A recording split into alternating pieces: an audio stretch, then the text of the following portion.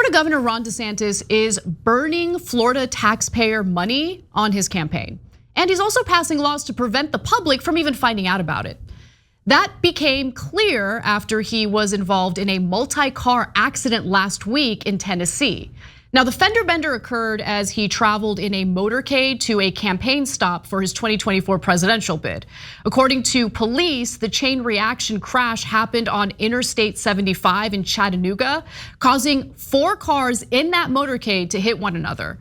Now, all the cars involved in the crash were government vehicles, taking DeSantis and his team to a scheduled fundraiser. DeSantis wasn't physically injured, but some Floridians might feel some mental anguish after a Freedom of Information request has revealed how excessive his campaign is and how he's using state taxpayer money while being excessive. South Florida Sentinel's Steve Boquet gave more detail in a new op-ed, writing that 7 agents from the Florida Department of Law Enforcement, FDLE, traveling in 4 different SUVs apparently rented by the state at our expense, squired DeSantis to a small campaign event in Tennessee on Tuesday. Now, the only reason why we know these details is because of that Freedom of Information request and because of the fact that that accident took place in Tennessee. A Freedom of Information request in Florida wouldn't have worked. More on that in just a moment. Now, this was a small campaign event, and this type of security was unnecessary to say the least. But apparently, this is the norm for DeSantis, who has reshaped the Florida Department of Law Enforcement into his own personal police force. FDLE is required by state law to protect the governor around the clock, regardless of whether he's conducting official, personal, or political business. But Florida has never had a governor so obsessed with security who spends this much time in Iowa, New Hampshire, Tennessee, Utah, and other places. So those costs will become astronomical. So in addition to the 7 cops who accompanied the governor, as many as 6 other officers had already been placed at that campaign event site. This spending on car rentals and police escorts would have been kept secret if the accident occurred in Florida rather than Tennessee, because some of the sneaky laws that the governor passed in order to hide how much he leans on Florida's taxpayers for his own presidential aspirations. Citing safety precautions earlier this year, the GOP-led legislature passed a bill to shield DeSantis' travel records from the public.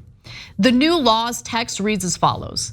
The legislature finds that the safety and security of persons authorized protection outweigh any public benefit that may be derived from the disclosure of such records. Therefore, it is a public necessity that records held by a law enforcement agency relating to security or transportation services under be exempt from public records requirements. So to cover DeSantis's travel schedule and satisfy his security concerns, the Florida Department of Law Enforcement is hiring even more agents whose job will exclusively entail safeguarding DeSantis, his family, or the grounds of the governor's mansion. On the FDLE Facebook page, the agency had apparently been seeking applicants to be protective operations special agents to ensure the safety and security of the governor and the first family. Now, the post was later removed. I wonder why. Months ago, DeSantis was even asked point blank about his efforts to keep Florida taxpayers in the dark about his travel records and costs. The bill to shield the governor's travel records. Why? Explain to Floridians why that is important to you. Well, it's not necessarily something that I came up with. I think the issue is with the security situation, how you do patterns of movements. If you're somebody that is targeted, which unfortunately I am, and I get a lot of threats, that could be something that could be helpful for people that may not want to do good things.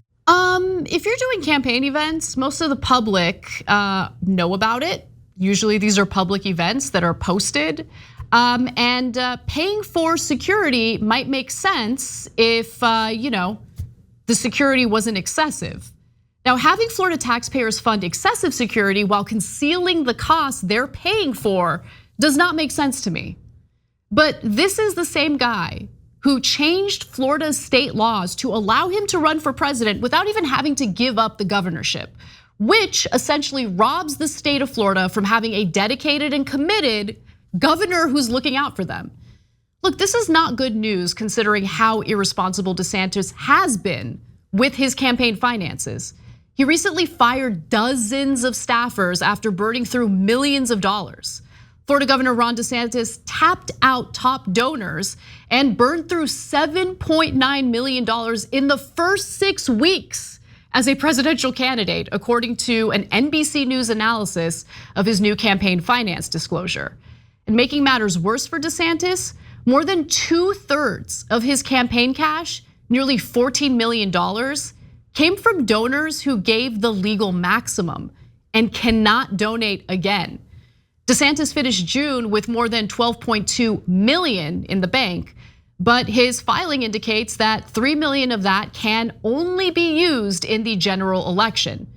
Now compare that to Trump. Trump's campaign ended the quarter with $22.5 million on hand. I mean, Trump's got his own legal fees, that's definitely exorbitant. So comparing the two is kind of like comparing apples and oranges.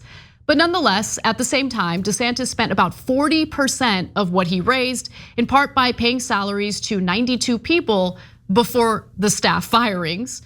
That gave him by far the biggest staff footprint of the GOP presidential candidates, but also left him with the question of how he can sustain his payroll or anything close to it without finding new sources of revenue. However, the super PAC supporting DeSantis has much more money and cash on hand. DeSantis' team has raised a stunning $150 million for his presidential ambition so far.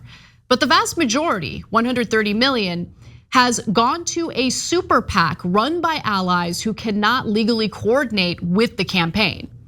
Now add that money spent assigning dozens of FDL agents to provide security for DeSantis, as well as engage in the governor's political stunts, including, by the way, rounding up undocumented immigrants in the Keys, Texas, and elsewhere, just to fly them to other parts of the country that he has determined to be sanctuary states or cities.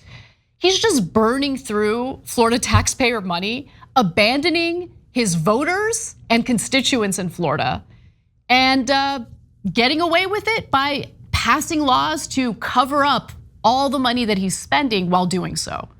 Just something to keep in mind while his campaign continues to flail. Do Florida taxpayers feel good about funding a failure of a campaign while they're being abandoned by their very governor? Just a question I want to ask them. Maybe they're cool with it, maybe they're not. I guess we'll see as we move ahead with this election. Thanks for watching The Young Turks, really appreciate it. Another way to show support is through YouTube memberships. You'll get to interact with us more. There's live chat emojis, badges.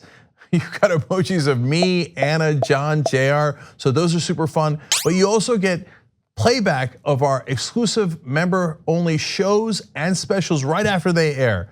So all of that, all you gotta do is click that join button right underneath the video. Thank you.